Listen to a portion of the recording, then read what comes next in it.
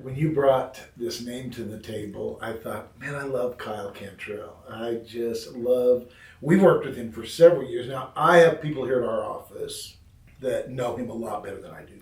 Jerry Sally, Ed Leonard, and we're fans of his. He has done great things for us with Enlighten Radio when he was doing all that. But now he's doing something even more that he loves, even more so probably. And we're thrilled he's here with us. Kyle. One thing you said there intrigues me, that Dave mentioned this. It wasn't Jerry or Ed who know me so well, as you say. It's Dave. Well, careful, because Jerry has agreed to be a guest on here as well. Is that right? Okay. So he will Jerry Guest told me some Kyle stories. Not a lot, but he's told me a few. Yeah, I'm sure he has. Well, I could tell you a few Jerry stories. I bet you could. And Jerry Sally was our mutual friend that when we first met began to talk. That's true. Well, Kyle, when I think I met him 4 or 5 years ago when I took over A&R here, and we had some great conversations of taking our artists down there. Karen Peck adores him. I mean, I could go on and on. We'd go down to the studio, and he would tape the new projects and visit with them, and so we had great fun. I'll tell you, we sure did. It's always good to see him at different things. So this is, I feel like we're very honored and blessed to have him here. Same here, Dusty. Thank you. It's good to be on with you. And you too, Dave. Well, thank you, Kyle. And I do have to say, it's more than a little intimidating for you to be on this side of the mic and us to be on our side of the mic when we're talking to a guy who was 5 times broadcaster of the year. I mean, you've been, we'll get into your story, but you've been on radio most of your life, from everywhere from SM or XM to WSM. I combined the two. Yeah, that's very good. You did well. They may end up together before it's all over. They'll be able to tell that by his voice and our voices on this. Yes. So your story, and I a lot of times I'll start by saying, here's how we met. And when you and I met, we met at Demas's over here in Hendersonville, the restaurant. And we had been talking. We had never met, and we started talking. And it wasn't maybe 15 minutes into it, and I realized I don't know how I've not known Kyle, because we had so many shared interests, one of them being Hank Williams. Yeah, and I thought after talking to you that day too, I thought, how is it that I don't know this guy? And how is it that our paths haven't crossed? I'm sure they probably did at some point or another, but in such a way that we would actually get to know each other. Yeah. So that's cool that you would say that. Well, it was a pretty special conversation, and in fact, if I remember right, there was a book by Jerry Rivers, right? A Hank Williams book, right? And if you were to go in my little studio at my house, I'm not a big reader, but I have that book, and if I remember right in our conversation, that book. You brought it up, and I was like, I can't believe anybody's ever heard of this book. And you talked about it. It played a pretty pivotal role. It did. You know who else has a copy of that book? Jerry Sally. I had that conversation. And you were saying you're not a big reader. You don't have to be with that book. It's only like 40 pages. It's a lot of pictures. It really is a lot of pictures. Like a magazine. Yeah, it was a pivotal role. They say you reach a musical consciousness at a certain age, that everyone does. And my musical consciousness came one afternoon when I was supposed to be mowing the grass at my mama's house. And I was always looking for a reason to either get out of that job or suspend it. And this particular day, the Lord helped me with that, because a big thunderstorm popped up, and it started raining like cats and dogs. So I had to get out of the yard and got in the house, and was messing around with the record player that was in the living room. There was a stereo there, and there were a bunch of records, and it had belonged to my uncle when he lived there. And one of the records he had was a copy of 14 more of Hank Williams' Greatest Hits, Volume 3. I remember that album very well, on MGM Records. It's the one with the blue cover and sort of the relief picture of Hank on the front of it. And side 1, track 1 of that record is Long Gone Lonesome Blues. And I put that record on that afternoon, and I had heard people talk about Hank Williams. I'm sure I had heard him, actually. Probably heard my uncle playing that record and just didn't register with me. But this time I was really listening. And I put that record on, and it was like a bolt of lightning. It truly was. Hearing his voice, there was something about that voice that intrigued me, that captured me. And I remember playing that track over and over again before moving on to the next one, and the next one, and the next one. So I became fascinated with Hank Williams, and Mamaw had that book you're talking about. And it actually was still in the original shipping envelope where my uncle had ordered it from some place out in Colorado. Wow. And they misspelled his name on the mailing label. I do remember that. But I pulled that book out and started reading it and was absolutely fascinated by it because it captured two of my interests. One was my newfound interest in Hank Williams, but the other was WSM Radio, which I had grown up with and had known about, had listened to. I thought of myself at every bit of 10 years old, a student of radio. I could tell you just about every station there was in the area. Wow. I tuned up and down the dial. I knew what their programming was and who their key players were, but WSM was the one that you stopped on because that was the one that seemed to have everything going for it. And it had, it had all the different shows and the different personalities and, of course, the Grand Ole Opry. Yeah. And we had gone, my family and I had gone to Opryland the summer that it opened. And I had been at home watching TV with all the hype and everything surrounding Opryland and taking all this in. And so we got to go to Opryland, and when we got there, there used to be a welcome center right inside. You may remember that. I remember it. And when I went in there used to be a multimedia presentation, one of these kind of things they used to have where you'd sit out on a little theater and they would have multiple screens, and they display slides and film clips and all different sorts of things. And they had this multimedia presentation that told the story of how the Grand Ole Opry, Opryland, all of that came to be. And it was hosted by Tennessee Ernie Ford. I remember that. They had a film of Tennessee Ernie narrating the thing. Wow. And at that time I was 9, I think, maybe 10 by then. But I remember sitting there watching that, and they were telling the story of WSM and how the station started, and then how it started the Grand Ole Opry, and how everything had grown from there. And I thought, with my love for radio and love for the station, seeing that play itself out on screen it was like red meat to me. That's awesome. And so seeing Hank Williams in that book, to get back to that, pictures of Hank performing in those studios and on the Grand Ole Opry it was just like, this is amazing to me. This just sort of brings it all full circle. So from then on, I had two desires. One was to do something in radio. I'm glad you finished that statement. Some people get stopped with the word something. Do something. Whatever. To do something in radio, particularly work for WSM, and the other part of it was to always be involved in country music in some form or another. And, I attribute it to a supernatural act of the Lord that He has enabled me to do this because, as you pointed out, I've now been in radio for more of my life than not.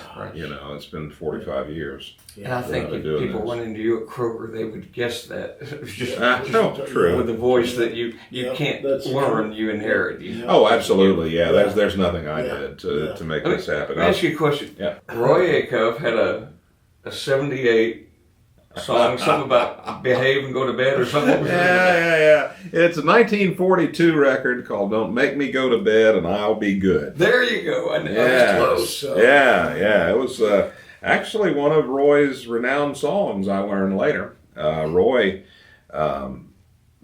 used to sing that song on the Grand Ole Opry, and the story goes that Most of the time he would sing it, especially when it was at its height of popularity. By the time the song was over, he'd be in tears and the audience would be in tears. I've never heard the song. It was one of those songs, it's sort of along the lines, if you're familiar with Mommy Please Stay Home With Me, the Eddie Arnold song, It's one of those dying child songs. Yes. And, it's intended to grab at the emotions. Yeah.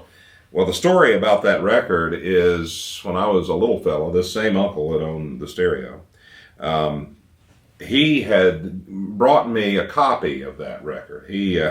I was probably 4, maybe 3 even, and I had this fascination with phonographs. We had one there that we used to little kitty phonograph we used to play with, and then my parents bought us a nicer set later, and gave it to us 4 kids to share at Christmas time, which you can imagine how well that went. It ended up being constant fighting over who had control of it. To play what? But I was the youngest, and I had this one record, and it was this 78 RPM "Don't Make Me Go to Bed and I'll Be Good," the one with the purple label. It was on OK Records.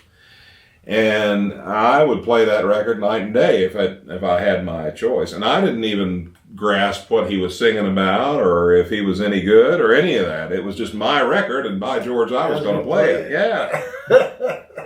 Wasn't that the year where your siblings were all at school? So you got to wear that out when you were home alone. Oh, I did. Yeah, I did get to do that, but I would play it also when they were there, to their annoyance. And my sister finally fixed it for me. She accidentally sat on it. Wow. And that was the end of that record. Wow. It broke into 2 or 3 pieces, and we had to throw it away. Years later, I remember telling that story on WSM, and I had a listener actually send me a copy of that record. So I once again have one. Yeah, that's great. But it's been also reissued on CD and LP and everything else over the years. I love that we live in a day where you can go back and access those songs that could have easily been lost. In TV shows. I love watching Andy Griffith. Those could have gone away, but now you can pick which episode you want and watch it. All right. Well, my love for mid-century country music takes me down lots of rabbit holes. And I remember just a couple of weeks ago, I was on YouTube and ran across those Al Ganaway films, if you know the ones I'm talking about. Al Ganaway was a film producer who came to Nashville in the mid-'50s and shot 35 millimeter color film of Grand Ole Opry artists performing. And he did a television series, which I assume aired on a number of stations in syndication, but those films were lost for a lot of years. But you see just about everybody who was anybody on the Grand Ole Opry. I don't.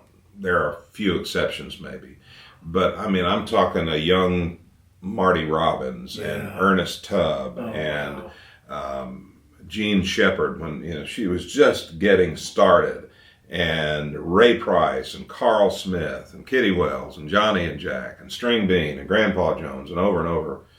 Again, I could name names, and in just beautiful color, as if they were shot yesterday. Good. And I was sitting there, and before I knew it, I'd killed probably a half hour just watching that stuff. Do you remember the first time you went to the Grand Ole Opry? Oh yeah. Oh. How, were you real young? 15. So I was a little older, but I couldn't forget it. No, there's no way I could forget that. Do you remember who was on it? Not exactly. Yeah. And it doesn't matter to me who was on it. I totally agree. When I go to Opry, I don't know who was on it. Well, for me, here again, it was my love for WSM and the production of it that was the most inspirational thing to me. We went on a Friday night. My dad had a business. He and his brother had a trucking business. And I believe, the way the story goes, my uncle, who used to handle most of the sales and marketing for their company, had some clients who he had intended to entertain by taking them to the Grand Ole Opry. But they had to leave town unexpectedly. So he had these Opry tickets, and he offered to take us to the Opry his family, my family. It was just me at that time. My siblings were off doing something else. So we went to the Friday Night Opry, and I remember we were sitting in the center section of the mezzanine of the new, what we call the new Opry House, looking down on the stage. And, so here's this show, and you'll have to forgive me, I'm such a nerd about this stuff. I love this. But here's this show that I had listened to on the radio to the extent that I could tell you what was supposed to happen when, just in the production I love it. And to sit there, and we got there before the show started, and the crowd's coming in, and there's really nothing happening, and then all at once, this commercial starts playing through the speakers. It's a recorded commercial, and it was probably for something like BC headache powders or whatever, Yeah. And most people are still finding their seats and ignoring all that, but to me it's like, oh my, it's really happening. Wow. And then after that was over, then the music starts, and the announcer introduces whoever the first artist is, and the curtain goes up, revealing that stage with all those people standing on it. It was one of the most exciting moments. I still almost feel the excitement, one of the most exciting moments of my life. Man, I love that. After sitting there that night and watching the way that show progressed, all the different things that happened, I said, I am going to be a part of this. Wow. And particularly, I was fascinated by the announcers. Yeah.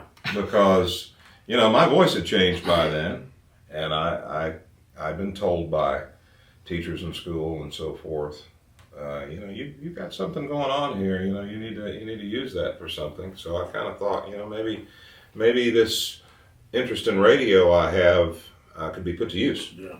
And so I was watching the announcers. I knew I wasn't a singer, and I didn't have any musical ability particularly, but the announcers, I could do that. And I decided right then and there that's what I was going to do with my life. Yeah. And the uncanny thing about that is that you could not have convinced me that I wasn't going to get to. It was like once my mind was made up, it was in me, and it was definitely going to happen. And I've heard of people, and I've had times in my life where I've desired to do something, maybe it'll happen, maybe it won't. Like make a house payment. Yeah, sure. Yeah, exactly, yeah. But this was an assurance that I have. And again, I chalk it up to the Lord putting that in me somehow. And it was only years later that it came to me, there are probably thousands of guys who sat in that audience and said to themselves, wouldn't it be cool to be one of those guys? Yeah. And never had the opportunity to do so. And me, with no connection whatsoever to any of this, didn't know anybody, had no music business connections, to be able to say that and to think that it was actually going to happen. And it did. Yeah, I just I look back on that and I think it's really crazy. It was very naive of me, but at the same time, I don't think I had control. It's also the common denominator of the success stories in this town. I believe that. Is that I sat there probably about the same year dreaming of wanting to move here and be a writer, and there was no way that would make sense. And Dusty's story. I wanted to be in the music. This is all. I'm an Idaho. I'm from Twin Falls, Idaho. But not exactly a hotbed. No, I wanted to be in Christian music business. I wanted to help these artists. No social media back then, but I can remember that feeling. Probably this is what I knew I was going to do it. Here we sit all these years later. Do you remember so my first trip, we were in Michigan, I begged my parents to take me to Nashville. I just want to go to the opera. Same reason, because I could get 6:50 a.m. in Michigan. So back then on a Friday night, we'd line up on Broadway and walk up, turn the corner, and there used to be a Hank Williams Jr. barbecue pit right across. Do you remember that? No, that was a little before my time, perhaps. Well, I'm sure. I bet you it's a long time. But it's right where, just as you're heading up the hill, it was right across the street. It wasn't there for that long, but I was hearing the music playing from Ernest Tubb Record Store and just thinking, I just can't imagine what it'd be like to live here and do this. Yeah. So I told you one time, and I said, you'll never do it because I know your personality. But I said, if you ever write a book, it ought to be called Kyle Style. Now, I didn't pull that out of the air. You want to share the story of where I would have gotten that name? No, you didn't. As I say, he knows too much about me. Yeah. Okay, this is fun. Well, my cousin, I had twin cousins. Dan and David. You're close, Donald and David. Donald and David. And they, you're 0 for 2 now. I know. I appreciate knowing your cousin's score. No, I'm Strike 3, just remember. Donald and David, and we used to play together, and they were a little bit older than me, but we always had so many common interests. And my cousin David and I we had sort of in our minds created this imaginary radio station. He knew of my interest in it, and he was mildly interested in it too, from a different angle. And so we had this. We spent a lot of time sitting around talking about, if we had this radio station, what would it be like? What would we do on it, and so forth, and what, And so we had all these grand ideas and grand plans and everything. And his brother Don got in on it, and the next time I saw the two of them, Don hands me a sheet of paper, and he's got the program schedule for this radio station written out. And one of the shows on there, I don't remember much about what he had, but one of the shows on there was called Kyle Style. That's right. And so that's where you got that. I made a mistake of telling him about that. That'd be a good show, though, I bet. Yeah. Yes. Yeah. Kyle Style. And I would never name but I'm like, no, that's kind of pretty cool. Your cousin was right way back then. Well, I'll take that under advisement. Maybe if this book ever comes to fruition, maybe I'll think about calling it that. We're not good at doing things in a great sequence here. We just wherever the story goes. That's all right. Let it flow. But I'm picturing, I've sat in that same section at that age at the Rodman. And there are moments I've had in Nashville where you go, okay, nobody may get this but me. Nobody realizes how big a deal, because I'm doing this with people who do this stuff all the time. But for me, I know how far I had to come to get to where that moment happened. So that first time that you walked out and you're the announcer on the stage, was everybody aware of what a big significant moment that was, or was that just a Kyle moment? It was a Kyle moment. I don't think there were that many people who were aware of it. I know that those who were instrumental in getting me there, and I'm still vague on who that was, but I had told a lot of people I'd like to do that someday, without sharing all of the passion and the backstory and everything. Just said nonchalantly, hey, I'd love to do it if you've got an opening. If there's ever an occasion for me to get to do this, I'm in. I want to do that. And one of the guys that I told was Grant Turner. Wow. Actually, let me back up. I discussed it with Grant. I didn't really have to tell him, because he seemed to know from the first after we met that he saw in me a guy who would be good for that role. And in fact, he even volunteered on one of our first meetings. We should get you over to the Grand Ole Opry sometime. And those were great words, And then we talked about it some after that. He may have put in a good word for me, although he never owned up to it, never said that he did. I told Harold Hensley, who was the program director of WSM when I came there, and who was on the Grand Ole Opry as an announcer. I told him when I got there that I wanted to be an announcer there. I certainly had told Charlie Douglas, who came along about a year after I joined the station, and Charlie then became my boss. And so the nature of the job I had meant that I spent quite a bit of time with him, and sometimes in our down moments we'd talk about, what are the things that motivate us and so forth. And I said I'd like to be on the Opry. So I don't know who put in that good word, but as far as them understanding just what it meant, I don't think they could have. And I'm not sure, I'm probably not doing a good job today even of conveying how that all affected me. Oh, it had to. Yeah. So back then, I'm sure I wasn't able to. Yeah. But see, some guys would dream about, I want to be a radio announcer. Yours was so focused and so specific that makes it even more unlikely that you know, well, I'm doing close to it, but my dream was over here. You got to do the dream. And you know, Dave, the thing about that, when I look back on it now, it's kind of scary because I look back on it and think, man, I was really setting myself up for a huge letdown.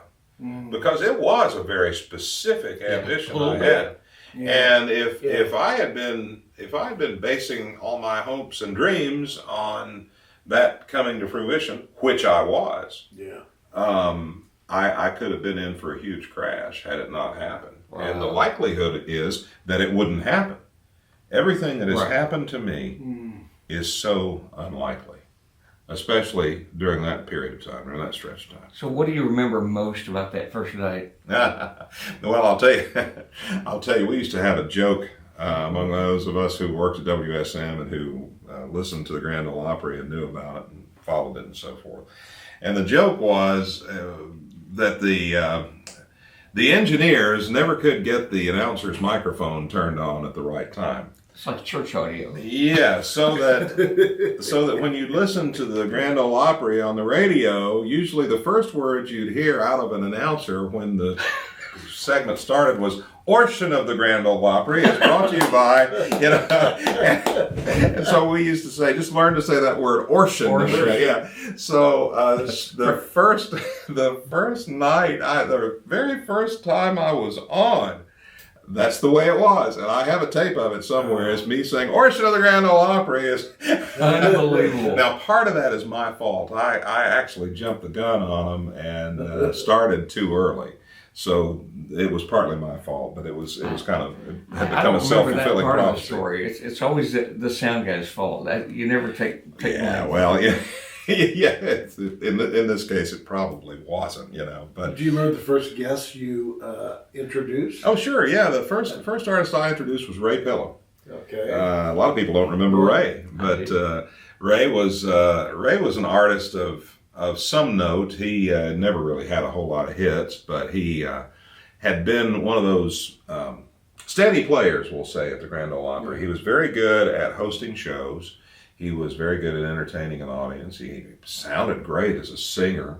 He just never had that break to have those big hits that a lot of artists had. And you know, the Opry in those days, and I think one of the things that's missing today, in that it doesn't have enough folks like this, the Opry had a number of people on there who were really just Opry players, and a lot of them were colorful. Ray was a pretty straight-laced kind of guy, but a lot of them were colorful, and it gave a lot of flavor to the show. And of course, you had the big stars too. Yeah. But Ray was great. He was always a gentleman.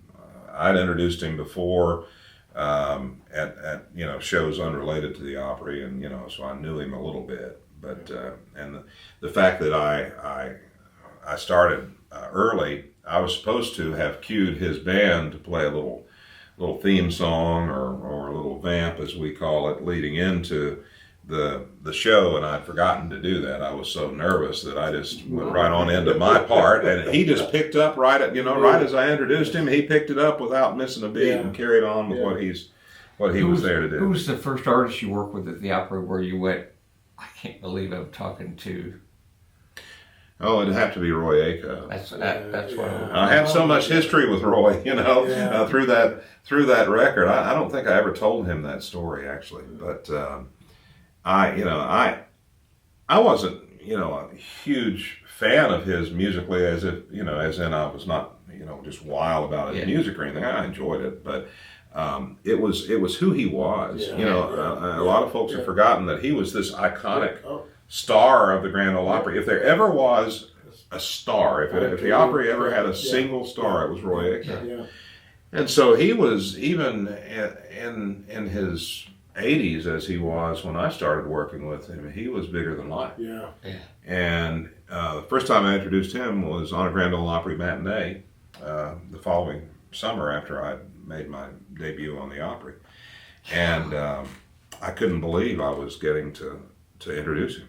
you know, and to say those words that I'd always dreamed of saying. Abortion? No, not those words. But, you know, ladies and gentlemen, Roy Acuff. Yeah. You know, what an honor, you know. And I was so intimidated by him that I couldn't talk to him for, it seemed like several years, you know, other than just to, you know, say hello.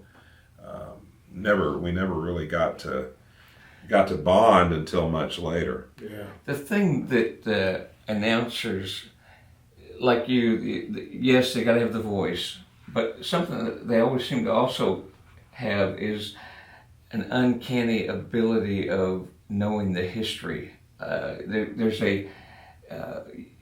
So I'm sure you've done how many radio interviews where you've been the one asking the question through the years.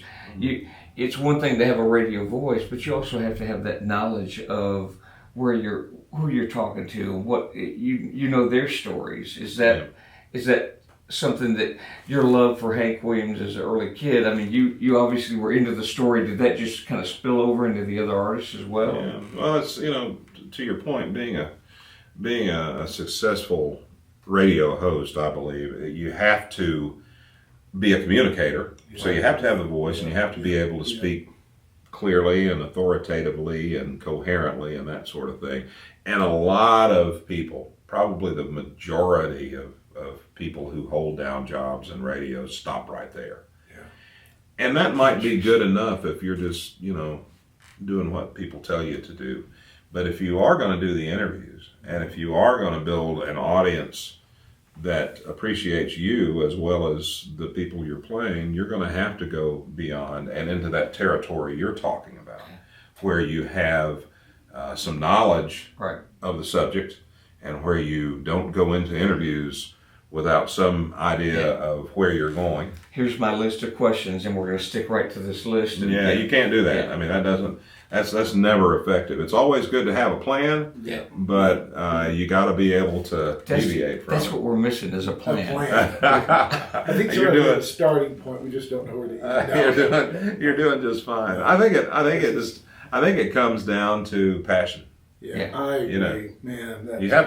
You have to love what you're doing. You have to love the subject matter. You know. Yeah, and that's what I've always felt about every time I've been around him. I've just felt you're so passionate about this. I mean, I remember watching you with Gerald Wolfe doing the Christmas programs or the different other artists, and you're passionate about what you do. Gerald's easy. Because he's passionate about Christmas music. Well, that's just it. And hymns and all the different stuff. We don't have a whole lot of shared history, Gerald and I, and we don't have a whole lot of similarity in our careers or anything. We're in two different spheres, you might say, but the place where they intersect is with that passion. You're exactly right. And I can love and appreciate him so much because of that, because I understand him. You know, I know why he is the way he is, and you could say that about so many people. And he can say that about you, and I've heard him say that. He loved doing interviews with Kyle because of the passion of what he does. So since you guys walked across that bridge, let's go there. So you were a country music guy, loved country music, and your sweet spot was bluegrass. Well, it became that, and my sweet spot is really, you know, Hank Williams and Ray Price and Kenny Wells, and you know that again mid-century country music. But bluegrass, I fell into it because I had to, you know, learn about it and so forth, and I always loved bluegrass, but it was always sort of ancillary to my main focus. That's interesting. So you ended up. They call it, sometimes I've heard it called, you voiced the show. That's a new word to me. He voiced this station or this radio show, but you ended up doing Bluegrass Junction on Sirius XM. I did. And you know, here again, I grew up an Opry guy. So you can't listen to the Grand Ole Opry as I did when I was a kid and miss Platt and Scruggs and Bill Monroe and Jim and Jesse and the Osborne brothers and all those folks. So I loved that. I loved bluegrass as far as I knew, as far as it took me. And I became a big fan of Lester Flatt particularly because as a kid, here again, I'm interested in radio, right? And even more so to hone in on it, I'm interested in WSM. And Lester Flatt had a daily radio show on WSM. This was after he and Earl. I just love it. This was after he and Earl broke up, and he had this. Well, he and Earl had the show before they broke up, and he just kept it. And so he was on every day, every morning, 5:45 for Martha White Flower, with his band in the studio playing live, and it was fantastic. And so I became such a huge fan of Lester Flatt. Before I could drive, my newly minted brother-in-law loaded me in the car one night. I don't know what my sister was doing, but I remember him taking me to the Ernest Tubb record shop. And he said, whatever you want, I'll buy it for you. Yeah. And he had a '74 Chevy Laguna, if you remember those things. And it was a sharp car, and it had an 8-track tape player in it. Sure did. And he bought this 8-track tape of Lester Flatt and Earl Scruggs, and I bought the LP version of it because I didn't have an 8-track player, but I had the record player at home, so I bought the LP version of it. He bought that for me, and so that, I just love that stuff. But to get to your question, or to what you mentioned there, XM, I was working for WSM in the early 2000s when a friend of mine said to me one day, you could expand your career, you could take it to the next place if you would take note of what's happening in satellite radio. I said, well, I'm aware of it, I'm following all this. And he said, well, there's a new satellite radio company starting called Sirrius Satellite Radio, and you ought to be an announcer on Sirrius Satellite Radio. And I said, yeah, but aren't they based in New York? And I'm here, and I don't want to move to New York. He said, no, you can do it here. Technology allows you to record your shows and send them in and all that. And it turns out he had a job for Sirius. He was programming their Bluegrass channel, and he put me in contact with the right people. And when Sirius Satellite Radio went on the air in early 2002, I was the host of the morning show on the station that became the Roadhouse. Wow. And that station played classic country music, just right in my wheelhouse. Yep. It was just perfect for me. My job at WSM was starting to unravel, and I knew that. I knew that I wouldn't be there probably a year from then. And so I'd gone to my boss and got permission to do this, actually. And he said, I don't care, as long as it doesn't interfere with your work here, go ahead. So I'm doing that. And so the day came when I walked out of WSM, I still had this Sirius job. And I went on doing that for a couple of years, and it kind of, it was a good side hustle, but it wasn't good enough for me to support my family. We needed insurance and things like that. So I had to give it up and go seek some job where I could get insurance. Actually sold computers for a while. And about a year into my career as a computer salesman, and I also had a syndicated radio show I was trying to do at the time too, which wasn't paying, but it was one of those things it's one of those things where this is really great. I'm on 160 stations, but I'm not making any money. We know. The old Minnie Pearl joke. Maybe we need a bigger truck. If you know that old joke.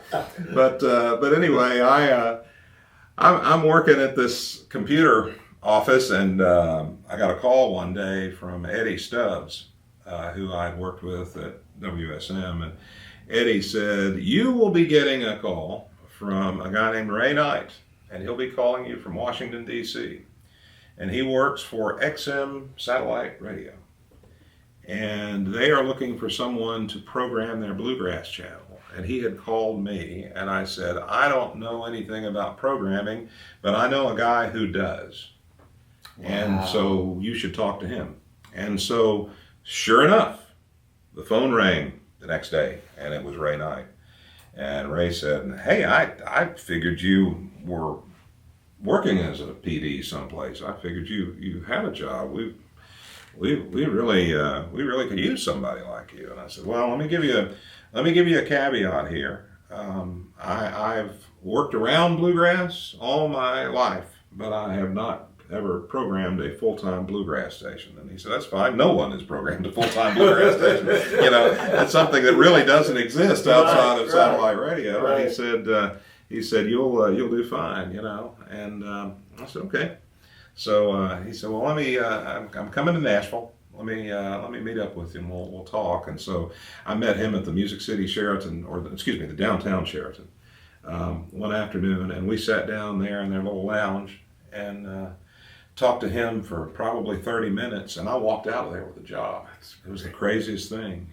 Full-time for XM Satellite Radio, had to fly to Washington to be trained on their systems and so forth, and came back here. They had a studio in the Country Music Hall of Fame, and they also had some rented studio space over on Music Row. And from then on, I'm the program director of the station that they call Bluegrass Junction.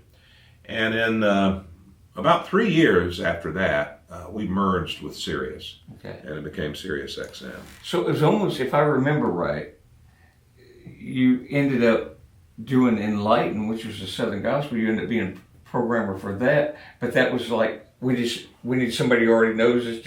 That wasn't anything you were after. Yeah, it was not, and and there were several of those things like that, Dave. You may not even be aware because I've never really had the occasion to talk about it much, but we launched a new station, which is still there, called Y2 Country, which was 2000s era country. Wow. I programmed that for probably 2 years.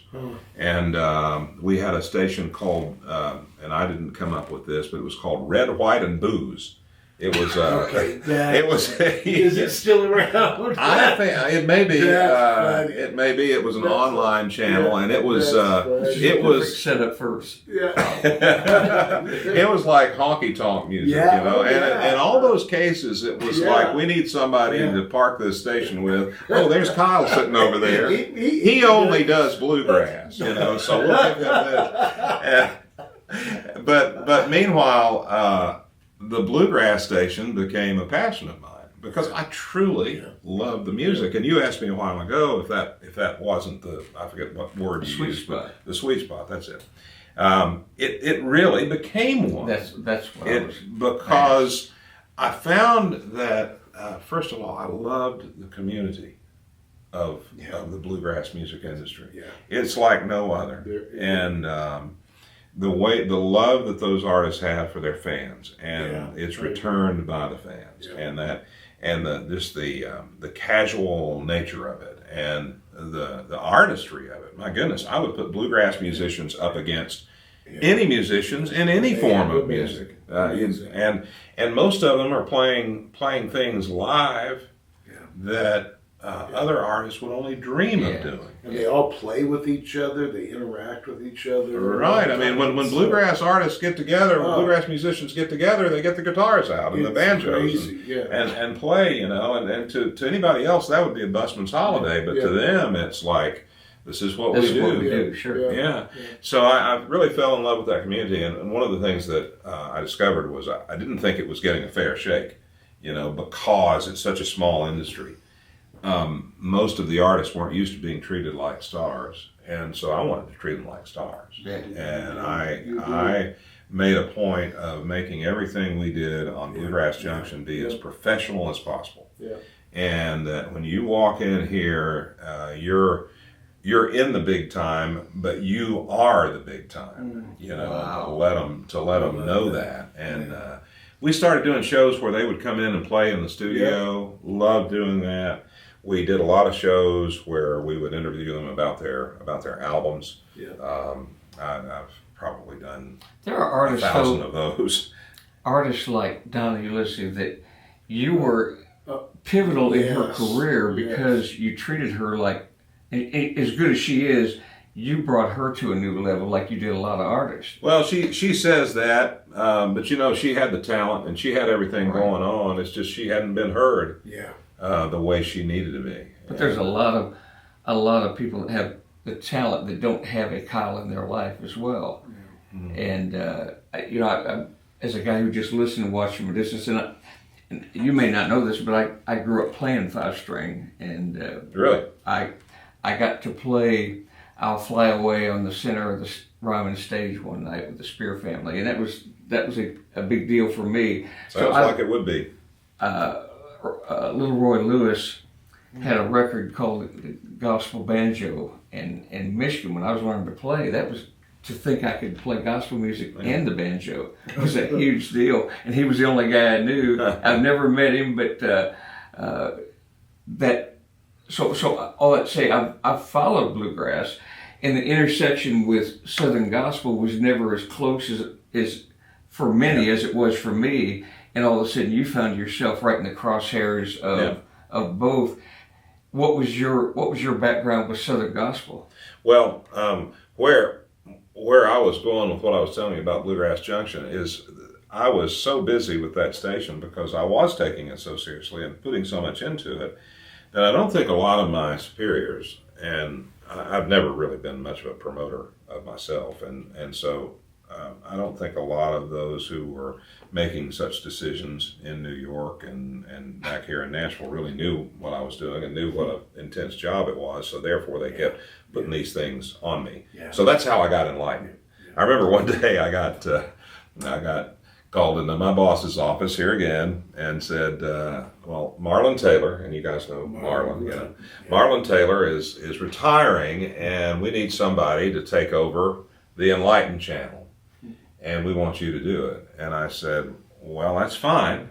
I'll do what you want me to do. But I said, wouldn't it be good to get someone who knows something about Southern gospel music? And he said, you'll do fine. I mean, that's truly the attitude that was taken. So I did. You know, I took Enlighten, and perhaps not as passionately, but really tried to. But you know what? I never noticed that. Well, I never noticed that. Well, I tried to do for it what I did with Bluegrass. When I followed Enlighten, and then when I finally got to meet Kyle, I thought this must be one of the biggest Southern gospel music fans, and that's really. He was so kind to not just Daywind, but to Stowtown and to Crossroads. I mean, you always worked everybody. And here's the thing, you know.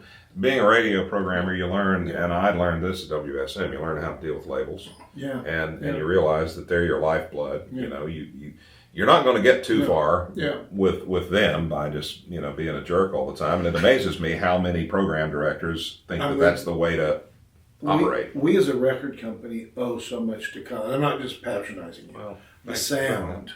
A huge turn for Karen Peck's career. Right. I mean, you had so much, you helped so much with Hyro. I think about our different groups that are in some of their really great. Well, see, you're mentioning artists that I love too. You know, came to really appreciate. And it just, I think it's so cool that I never knew anything that they didn't know anything about. To say I knew nothing is not quite correct. I mean, you asked me what my background in Southern gospel was. When I started at WSM. I had put on my resume, and I think one of the reasons I got the job, I put on my resume that I had no experience. I worked at one radio station. I mean, what do you put on a resume when you're 20 years old, you know? So I put on my resume that I was a member of a church, the church I was going to. And you're in. Yeah. That's awesome. Charlie Chase, who interviewed me, actually brought that up. He actually brought that up in the interview. And he said, one of the things that if we hire you, we'll probably look for you to do is we have a show on the station that plays gospel music, and we'll probably get you to host it. Well, I would have crawled through the desert for him, you know. So I said, well, sure, yeah, of course, I'll be glad to do that. You know, as if going to church is enough to make you Southern gospel or a gospel music expert. So we got, the day he was telling me about this show, we got in the studio, and he shows me this wall of records they had in there, and there was this little section of the shelf that had all these Southern gospel records in it. And there was another little section of the shelf that was about that thick, if you're looking at the spines of LPs. And these were gospel albums by country artists. And there was another little section that was about this thick, and these were contemporary Christian artists. You know, in those days, the Amy Grants and who else? Sandy Patty and people like that. Michael Card, and so he said, so most of what you play is going to come from this section, but I want you to do some from this and then a little bit from that. And I'm thinking, this is what a strange deal, and I knew nothing about it. So that first Sunday, I just started pulling these records out, and and I put the record on the turntable and listen. Okay, that track sounds pretty good. Play it. And before long, people started calling in, and they would say, "Well, could you play the Kingsmen that song "Excuses"?" And that was a big song at the time. And they had a live album out. Or could you play the Chuck Wagon Gang? Or I really like that Amy Grant. Play one by so. Fascinating. Yeah, so I had a little background, and that show lasted for about 8 months, and then we got a new program director who came in, and he decided we didn't need to be playing anything but country music, and so we got rid of the gospel show on Sundays. Wow. So when you mentioned Karen Peck, when we first met, I don't think I told you to our second meeting that I actually wrote for artists. I mean, I think you knew I was a writer. I did. But the reason I shied away from that is because I asked her about you. I says, I'm going to meet a guy named Kyle. And that obviously as a writer, you're second up for airplay. And I'm not that guy. But at that point, we had the Karen Peck single. Yeah. Really? And every time I got in the car, it was playing. And I'm thinking, Well, now you need to thank the great work of these guys for that, because they were promoting it and putting things in. I finally had to, I think our second or third time we had lunch, it was like, yes, I've written for it. I was trying to say thank you because you were being very kind to me without knowing it, and I wanted to make sure you didn't think I was. But all that to say, in that kind of job, you had to have some pretty good stories through the years of people that did have that agenda. So you had to develop some kind of radar somewhere along the way where you knew, okay, they're coming at me with something that, and there's a story, if I remember right, about somebody picking you up in a limo for lunch. Oh yes, that was when I realized that maybe I'm not really cut out for this job, or I think I'm not as a big time programmer. I was programming WSM FM in those days, which was a billboard reporting, or maybe radio and records, I don't remember, radio station, probably both, and we were on everybody's radar. Constantly being bombarded with people wanting their records played and so forth. And this was in the 90s, and it was dog eat dog. I was in the CCM world, so I know. You know. I do know. I don't remember the artist, but I got multiple calls from this manager or A&R type. I don't remember if it came from the label or if it came from management or what. But I just kept getting bombarded with calls, and basically to shut them up, I agreed to have lunch with them and to meet their artist. And they said, well, any place you like, we'll pick you up and take you to lunch. You just name it. And they probably expected me to name some real expensive, place downtown or something. And I'm thinking, I want to get this over with and get on with my day. So I named a restaurant that was about a mile from the station. I love it. Well, they show up for us to go to that restaurant. They pick me up in this limousine, and it was a big white limousine, and you could probably have seated 10 people in that car, and I'm the only one in it. It was personally sent for me. And it took me a mile down the road and dropped me off so funny. at this restaurant, so I could go in and have lunch with this artist. And to this day, I don't remember the poor girl's name. That's what I was wondering. I don't think she ever amounted to anything, and we had a pleasant conversation over a hamburger, maybe. And when it was all over, I went back out in the parking lot and got in that limousine and got taken back to work. That is so fun.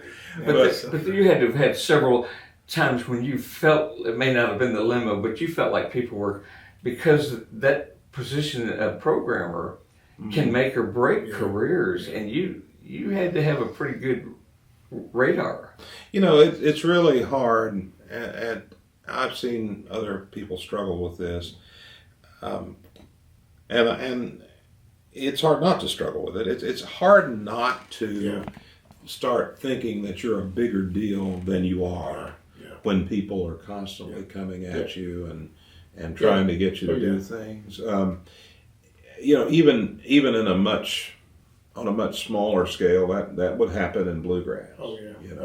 Oh yeah. And I would hear people say things like, well, he's the guy who can make or break your career. I've had people say, and I this has gotten back to me, when I was working at Sirius XM, well, Kyle Cantrell's the most powerful guy in bluegrass. Well, being the most powerful guy in bluegrass is like saying, being the biggest thing in cornflakes or whatever. It's a rather dubious distinction. But their point was, I had some kind of power over people. And, honestly, it wasn't me. And I used to caution people. I would say, they would thank me for, playing their record or whatever. And tell me, without you, this industry would really go downhill. And I would say, well, you know what? One of these days, I'm not going to be in this chair here. Yeah. And when I'm no longer in this chair, you'll be saying that about the next guy. Yeah. And that's true. Because Kyle Cantrell isn't the most powerful guy at anything. That position may have a certain amount of power, but it's not the one who holds it. And that's what you have to get your head around. That's so true. And remember, it's not you, it's just the position you're in. And then when you are in such positions, you make the most of them you can. And then be prepared for when it's over, you're just back to being you. And you kind of learn who your friends are at that point. Boy, that's the truth. Well, you do, but you also, because of that position, you were able to become a voice and make a difference in things like IBMA, which is the International Bluegrass Music Association. And you served on their board, right? I did. Yeah. And so those kind of things that perspective that you had, that humility that you had, enables you to spread that around a little bit outside of just the radio mic too.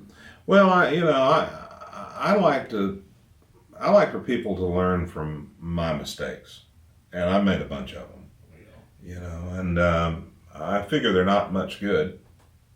Mistakes are never good, but they're certainly not good if you don't learn from them, and if you don't share them with others. And so if you try to make yourself bigger than life and cast yourself as one who never makes mistakes, you're really cheating the world of your experience and of what you can really contribute. So, I want people to not make those same mistakes I've made.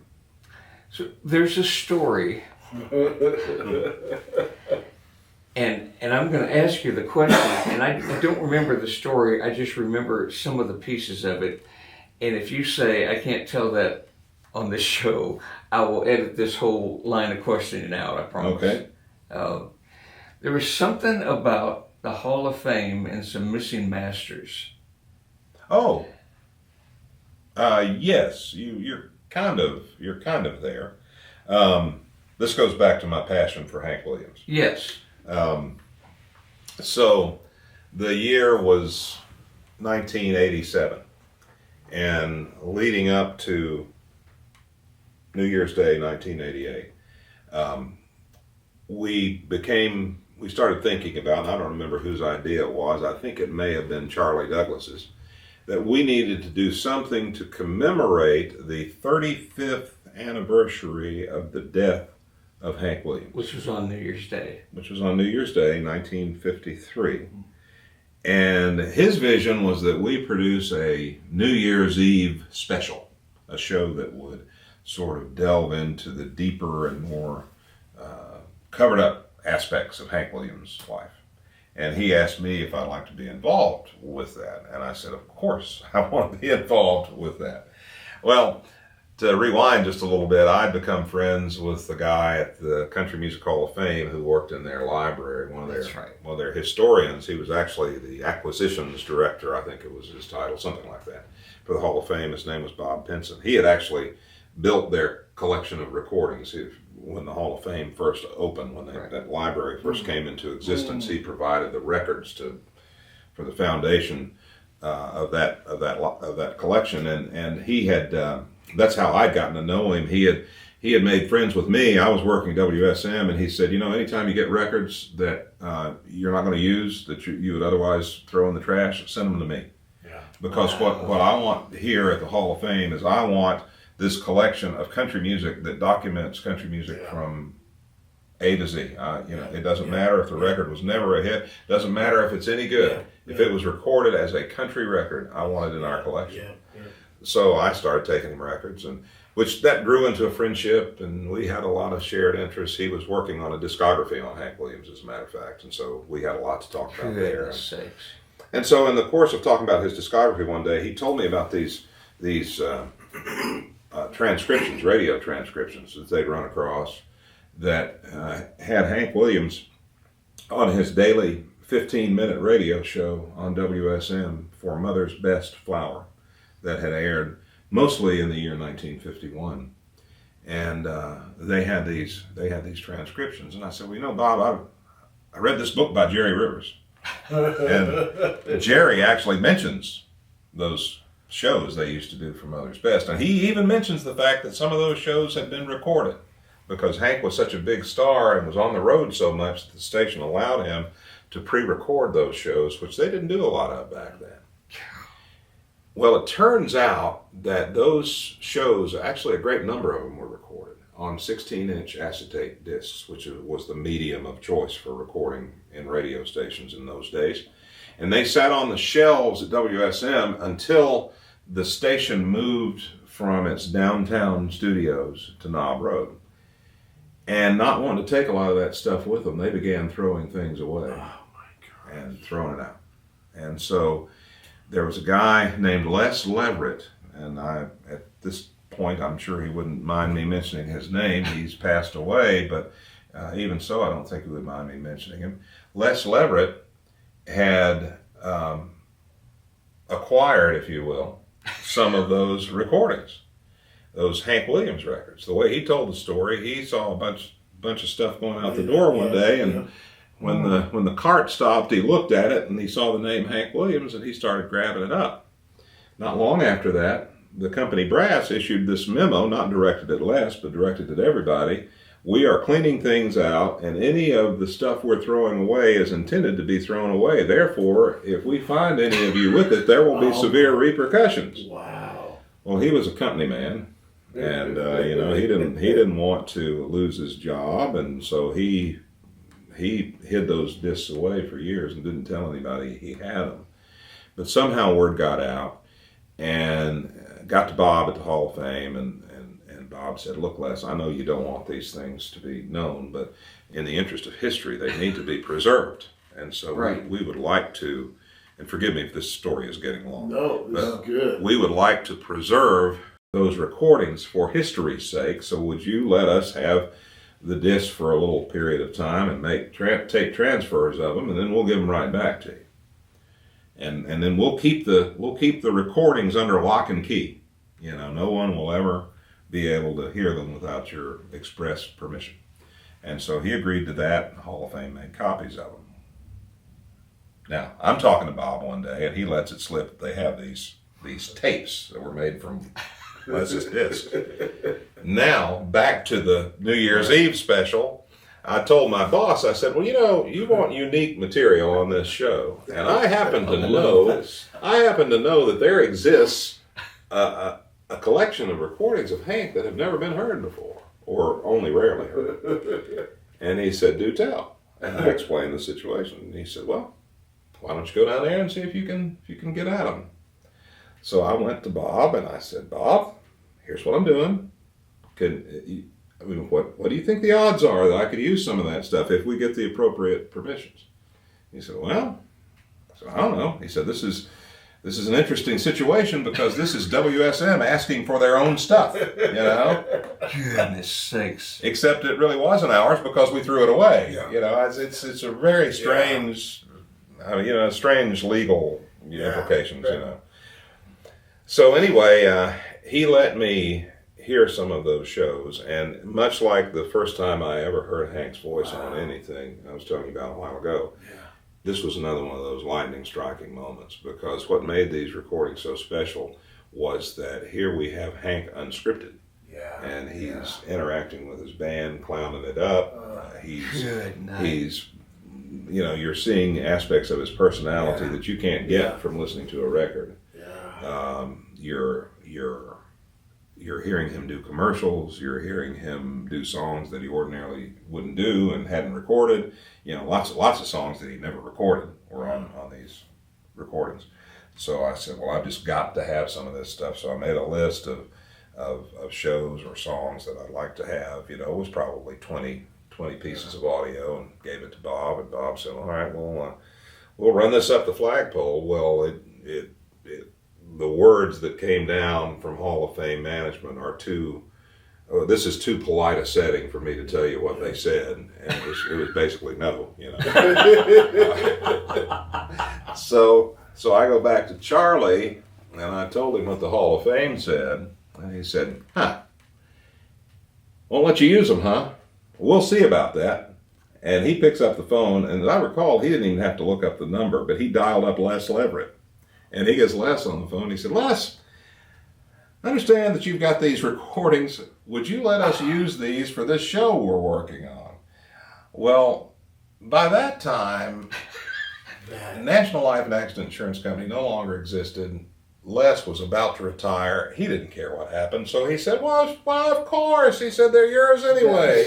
He said, come on over here and get them. That is awesome. So I end up not with just the 20 pieces of audio I wanted, but I had the whole series, all of those discs in my hand, the original acetates, the one of a kind. So I get back to the station and start transferring them. And I spent several days transferring them to tape, and then we gave the disc back to Les once again. Yeah. And I would have loved to have seen the look on their faces when we broadcast but nevertheless, that was a great moment for me, just to get to participate in history. And I really like to think that our show that night and exposing that material and the times we aired some of it subsequently, I really like to think that that's was one of the things that helped create interest in it, because eventually those things did get run through the court system, and it was determined that because of Hank's record contract and because of his estate, and by then Jet Williams was in the picture, and they were looking to exploit his intellectual property, all of that. Those shows now are available to the general public. You can go buy them, you can listen to them. I'm sure they're on the streaming services and all of that. And it's all of this great material. And if I had a small role in that, or if we had a small role in it, that's awesome. It was great. That's why I remembered that story, because just all the, and it again goes back to the relationships. You knew one person who knew one person, and ultimately what needed to happen did. Another great story, and I don't have a connection to this one, but it's the story of the Flatt and Scruggs TV show videos that you can buy these days. Flatt and Scruggs had a television show that was widely syndicated. It was produced here in Nashville at WSM TV, and they had begun doing it in the mid-1950s. Originally, it was live on WSM TV, and then it started being syndicated around the country. And so at first, Flatt and Scruggs would go from station to station on this circuit of doing live TV shows, and that's a recipe for early death. So they quit doing that, and about that time, videotape came in, and so they were able to record their shows on videotape. Now we're talking, in those days, the technology were these tape machines that were the size of washing machines with these 2-inch videotapes, which were very expensive. So what you would do is you would record over those shows. You'd have a few tapes, and then when the tapes would come back to the station after they had been at the stations where they ran, they would just erase them and record over them and keep using them. So a lot of history was lost by virtue of that. But Martha White, the flour and corn mill company, they sponsored Flatt and Scruggs, and their advertising agency would, I think it was Noble Dury was the name of the agency. would get kinescopes. Remember kinescopes, where they have basically do a film copy of what's actually being transmitted over a TV screen. They would get kinescopes of the Flatt and Scruggs show just for reference purposes. Yeah. Well, sometime in the 90s, one of their executives had this garage that was full of stuff, and he had died, and his wife was cleaning out his garage, and she gets back to the back of the garage, and there's this collection, this stack of kinescopes of Flatt and Scruggs TV show.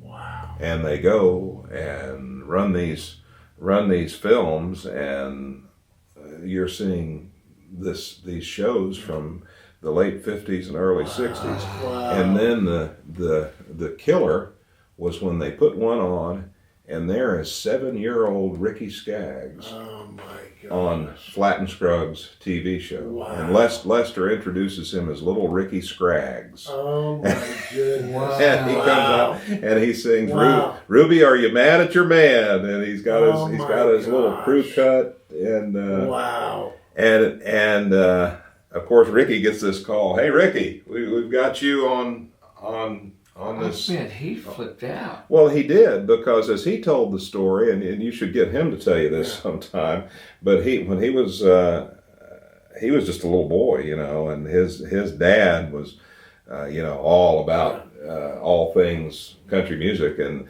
they'd gotten in backstage at the Opry one Saturday night, and Ricky's back there with his mandolin, just in the hallway playing for people, and Earl Scruggs walked by and heard him. And invited him to be on their TV show. Wow. And so he went, and again, they were taping the shows. So that he goes down and they tape his show with him on it. And the night the show came on, his family, they're all gathered around the TV set to watch this show. And just as he is being introduced, Ricky said he was so embarrassed that he ran in the bedroom and hid under the bed and never saw it. So he had never seen that performance. So that's incredible. So it's amazing, and I daydream sometimes about what else is floating around out there. Couple more questions. This has been unbelievable. It's been great. This is exactly why we do this show. We love to tell the stories. Yeah. Favorite radio interview you ever did? Oh boy, that's I get asked that every once in a while. That's really hard to say, because usually it's the latest one I've done, because I have had. Besides this one. Yes, this one is this is the absolute favorite. I knew you were headed there. You just went ahead and gave me a shortcut. Besides this one, I don't know what would be my favorite, but I've had the opportunity. I've been blessed to really get to do some great interviews. Everybody from Kenny Rogers to Bill Monroe, and I often talk about that Bill Monroe interview, because that was the first interview of any great importance that I did when I came to WSM, and I was just a kid, I knew nothing, and I was so as confident as I was. I told you a while ago, you couldn't have told me I wouldn't get to work there and be a part of it. I was also scared to death most of the time, and so